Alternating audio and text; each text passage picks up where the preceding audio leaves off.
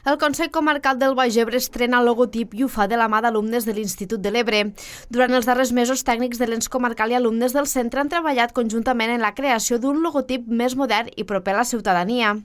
El president de l'ens comarcal, Antoni Gilabert, ha valorat molt positivament aquesta cooperació que alhora permet crear noves oportunitats al territori. Molt satisfets d'esta col·laboració per lo que hem aconseguit, un logo nou, modern i que ens apropa més a la gent, però sobretot com ho han fet. Ho han fet treballant de manera cooperada entre l'Institut de l'Ebre i el Consell Comarcal, entre el sector educatiu i el sector institucional, i la veritat que estem molt satisfets per donar oportunitats a joves d'aquí del territori i, en definitiva, per crear noves oportunitats aquí al territori. La directora de l'Institut de l'Ebre, Raquel Planell, ha explicat que la col·laboració s'ha realitzat a través del programa Innova FP, que permet als alumnes treballar en projectes reals en contacte amb empreses i institucions.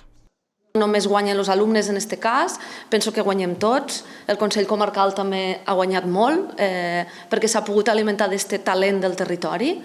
I l'Institut de l'Ebre també, perquè com a centre de formació professional pensem que és molt important que els alumnes estudien, que treballen, que aprenguen i que al final aquest talent que tenim se queda aquí al nostre territori. El logotip escollit ha estat el de l'alumna Juliet Cervantes, qui ha explicat quin ha estat el procés creatiu de la nova imatge del Consell Comarcal del Baix Ebre. Proceso de análisis, de buscar referencias, ver colores, buscar la manera de que el logo pueda actualizarse, transmitir lo que es el Consejo Comarcal y pues ser más amable con el medio ambiente, que sería la manera en la que lo actualizamos, utilizando solamente una sola tinta, haciéndolo más fácil para los diferentes sistemas de impresión. Una experiència enriquidora per a l'alumnat, professorat i també per a la institució comarcal.